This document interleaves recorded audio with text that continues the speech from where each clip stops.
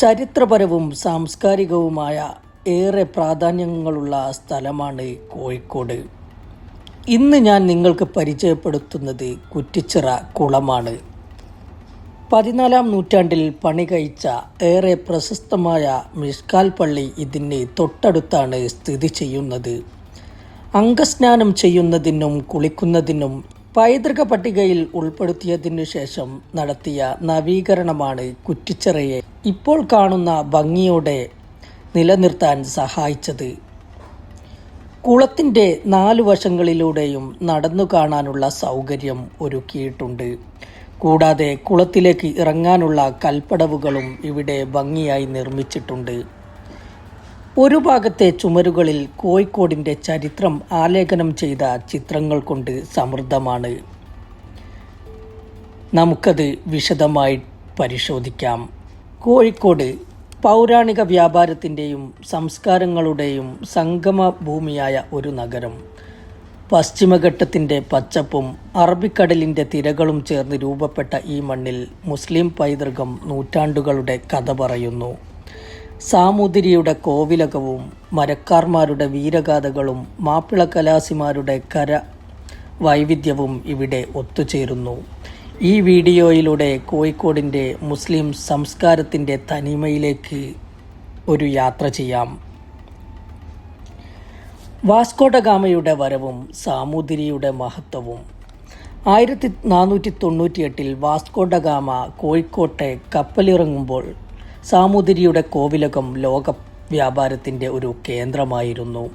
പടയാളികളുടെ അകമ്പടിയോടെ ഗാമയെ സാമൂതിരി ഊഷ്മളമായി സ്വീകരിച്ചു. ഈ വരവോടെ കോഴിക്കോട് യൂറോപ്യൻ വ്യാപാര ഭൂപടത്തിൽ ഇടം നേടി. സാമൂതിരിയുടെ ഭരണത്തിൻ്റെ തിളക്കവും നാവികശക്തിയുടെ മഹത്വവും ലോകം അറിഞ്ഞു. കുഞ്ഞാലിമരക്കാർ കടലിൻ്റെ സിംഹങ്ങൾ. സാമൂതിരിയുടെ നാവിക സൈന്യത്തിൻ്റെ അധിപന്മാരായിരുന്നു കുഞ്ഞാലിമരക്കാർമാർ.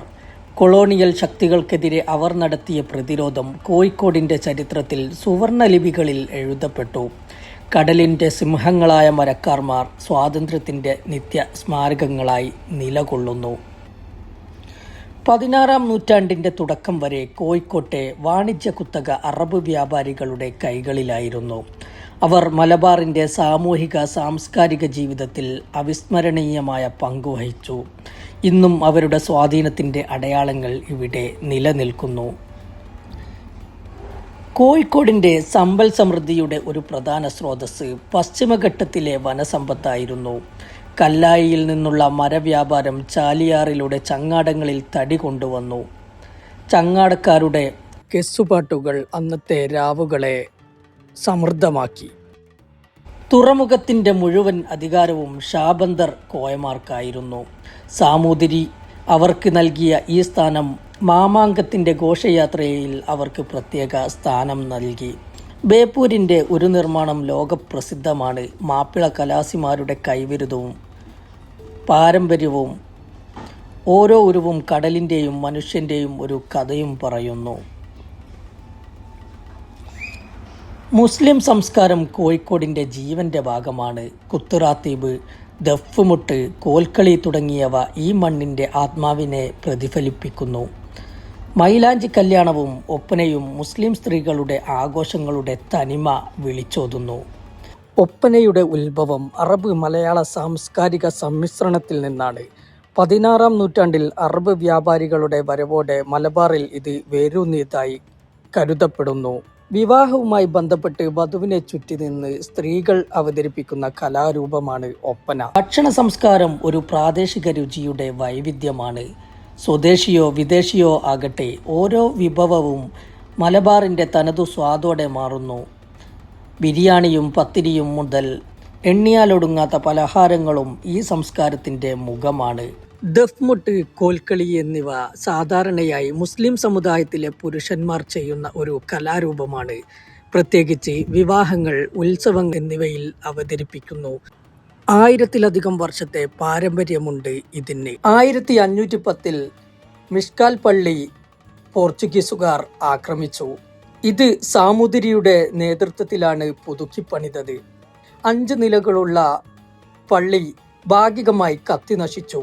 ആക്രമണത്തിന്റെ മുറിവുകൾ ഇന്നും മുകൾത്തട്ടിലെ ചില ഭാഗങ്ങളിൽ കാണാം. കേരളത്തിലെ ഏറ്റവും പ്രധാനപ്പെട്ട വ്യാപാര കേന്ദ്രങ്ങളിൽ ഒന്നായിരുന്നു കോഴിക്കോട്. ഏഷ്യയിലെ വിവിധ രാജ്യങ്ങളിൽ നിന്നുള്ള സഞ്ചാരികളും വ്യാപാരികളും ഇവിടെ എത്തിയിരുന്നു.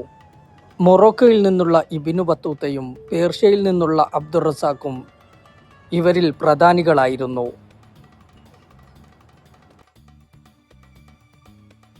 കോഴിക്കോടിൻ്റെ മുസ്ലിം പൈതൃകം ഒരു കടൽ ജീവിതത്തിൻ്റെ കഥ മാത്രമല്ല, ഒരു ജനതയുടെ ആത്മാവിൻ്റെ പ്രതിഫലനമാണ്.